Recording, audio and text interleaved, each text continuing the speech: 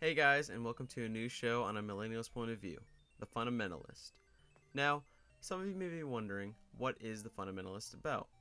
Well, with this show, I'll be taking the opportunity to look at the little things in games that add up to make good games great. I plan to cover many different topics with this show, such as level design, difficulty curve, and what we'll be covering today, what a good soundtrack really means to a game. To answer this question, we have to ask, what does a soundtrack in a game mean to us, the player? It tells us how we're supposed to feel while we're playing a game. It sets the tone of the experience without the need for words or cinematics. This arguably makes it more important for retro games because they didn't have the option for cinematics like we have today. But I'd argue that this is just as important today as it was back then. Now, there are many examples of games that use soundtracks to make the player feel more in tune with the experience they're trying to convey. One of my favorite examples of this is Mega Man X. Right from the intro stage, the mood is set. It tells you that this is going to be a fast-paced action platformer that never lets up on the action. This game falls under the category of games with absolute bangers, such as the original Doom. The kind of game where the soundtrack is incredible and fits perfectly within the game, but you could totally download it to your Zune and jam out later on if you wanted to. Then there are games like Skyrim and Zelda Breath of the Wild. These games have a more somber and open feeling in their soundtracks that complement exploration, while changing drastically when you enter battle or accomplish something in the game. These games are more focused on complementing the player's experience, but not being the type of tunes that get stuck in your head after playing. This is something that can help keep players engaged in their current experience and not getting in their way or possibly being a distraction. Now, I could go on forever listing examples of how great games use soundtracks to enhance the experience of the player, whether being subtle or being in your face. Really, it's based on the type of game you're playing. But now, it's time for me to get to my main point. I want you guys to think really hard. Maybe pause the video. I want you to name a game that you really like with a bad soundtrack. I'll give you a minute. Now, that took a bit of thinking, didn't it? If you could even think of one. Personally, I can't think of one game that I like with a bad soundtrack.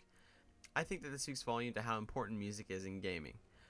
Even more so than it is to films, at least in this humble man-child's opinion. Not to say that music in films isn't important, but in my eyes, music in games helps build the world, while music in movies just adds to it. Which I think is why video game soundtracks are so fondly remembered, while soundtracks for movies are often forgotten in the background. Now, let's not assume that a game with a good soundtrack is automatically good. There are plenty of examples of bad games with amazing soundtracks. Pretty much every 3D Sonic game comes to mind, give or take a couple. So, I've said just about everything I want to say about this topic, so I'll leave you with this. Next time you're playing a game, take time and listen to the music and ask yourself, is this adding or taking away from my experience? Just because the soundtrack is good doesn't mean it fits into the game's world. Imagine if you replaced Mega Man's soundtrack with Final Fantasy's. Even though both games have amazing soundtracks, it just wouldn't feel right, because these soundtracks are made for a specific experience that these games provide. And no matter how good a soundtrack is, if it is not built around the game, then it can ultimately be a distraction and overall bring down the experience. Having a good soundtrack that fits a game is so important that Stuart Copeland, the main composer for the first 4 Spyro games, didn't even compose the music for the levels until spending some quality time in each level and getting a good feel for what music would be needed to fit the level and enhance the experience. I'd argue that the soundtracks for the first 2 Spyro games might be the best soundtracks ever due to this extra time and care put into making the music fit the world so well. With that being said, next time you play a game, think of the soundtrack within the context of the game and ask yourself, is this truly improving my experience? Thanks for watching, guys. Hope you enjoyed it. Here are some of my earlier videos on screen if you're interested in giving them a look. And if you want to see future content on this channel, then please subscribe. Alright guys, I want to try something new here. So here's a question of the day. What soundtrack do you think impacted a game feel the most for you?